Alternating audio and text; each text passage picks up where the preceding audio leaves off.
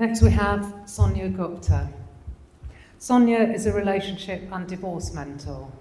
Sonia has had a transformative, decade-long odyssey, going from the depths of despair to triumph and empowerment, using her resilience and unwavering determination.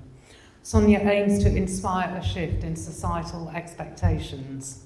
She empowers her clients with compassion and a non-judgmental approach, enabling them to navigate their emotions, communicate effectively, and make informed decisions. Sonia, thank you. Before I go into my story and my journey, I'm just going to say today is 3 years to the day that I got my degree absolute. So today is a big day for me. I happened, just by chance, I thought I'm going to go into my emails, find it, because I've recently changed jobs and I just wanted to look to make sure I still had it. And I noticed the date was March the 17th, and I was like, oh! So anyway, that's okay. So thank you. So my name is Sonia, and I'm the founder of It's a Sonia Thing. And this is a story of how one party changed my life. 14 years ago, my life began to unravel before my eyes. The perfect life I once had turned out to be a lie. Picture this: every morning for over a decade, tears streaming down my face silently testified to the turmoil within me. How could I navigate this endless journey? I felt imprisoned in my own life. How could I make my mum and dad understand my pain, the true depth of what I was going through? For over a decade, I wiped silent tears, filled with unspoken agony. I balanced the challenges of work and motherhood. These tears were silent, yet heavy with profound pain, spoke a language of their own, a language no one could understand, a pain no one could ease. My only safe haven was my car, and it gave me plenty of time for self-reflection. And this was actually when reality hit home, that I knew I needed to leave this marriage. I was deeply, deeply unhappy, but my family were against me the whole way through because they were in his corner. So the big question was, how and where did I find the courage to break free? I was trapped and confined in societal norms.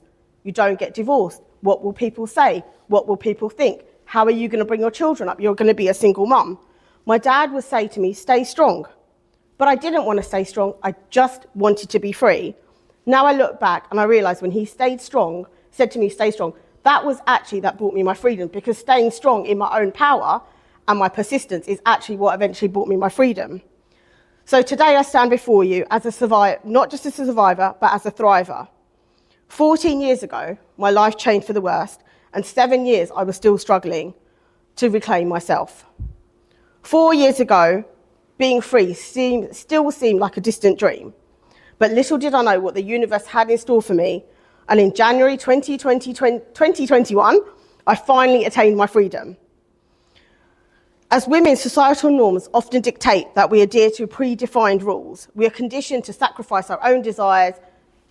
We don't get a chance to be ourselves. We're a daughter, then a wife, then a daughter-in-law, then a mother. Where do we get time to be me, us?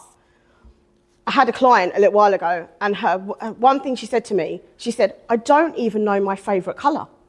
Now that's quite a deep comment for somebody to make. Like, she knows what her husband likes, she knows what her mother-in-law likes, she knows what her children like, but she said, Sonia, I don't even know my own favourite colour. And that really resonated with me. I thought, well, why? And so we delved back, and it was actually the fact she'd never had time to look at herself. She'd never had time to be her.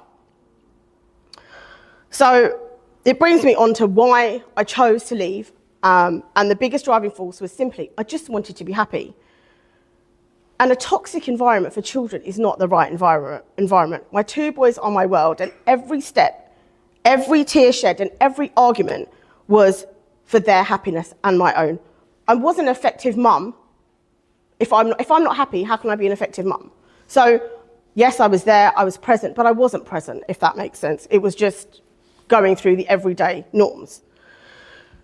My journey began in 2010, and I realised my marriage wasn't what I thought it was. 2 years later, I faced the harsh reality that I needed to break free.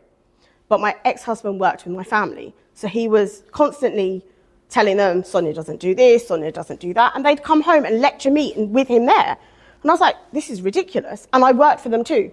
So I gave up working for my family, which was the hardest thing, like walking away from the family business.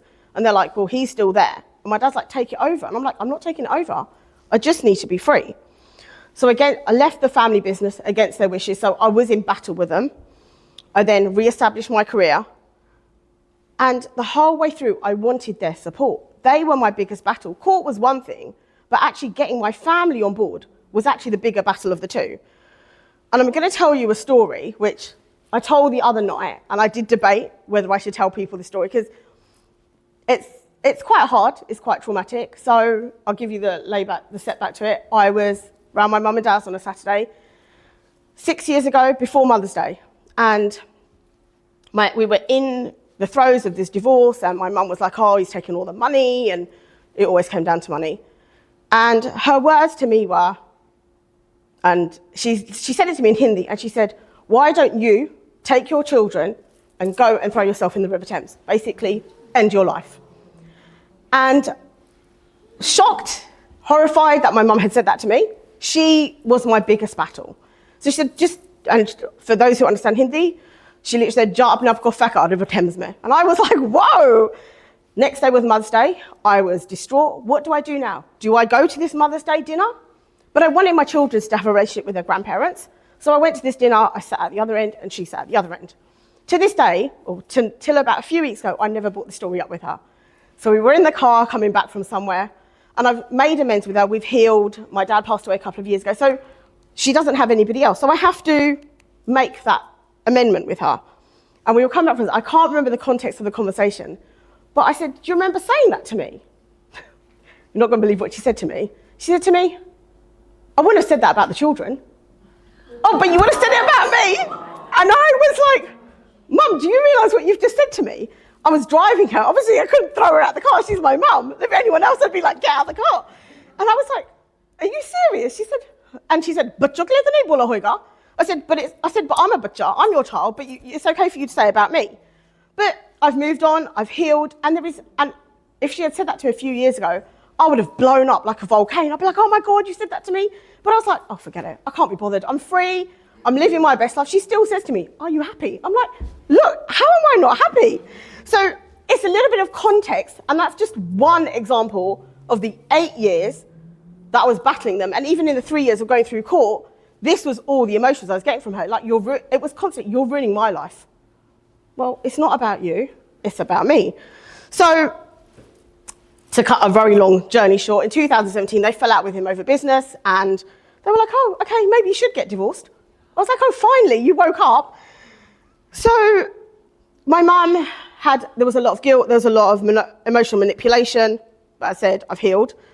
So went to court 3 years later, 5 court dates, 2 3-day trials. I finally find my freedom. There was no custody battle. I believe the children have their own relationship with their dad. And that is when my life changed. So I found my freedom in January 21.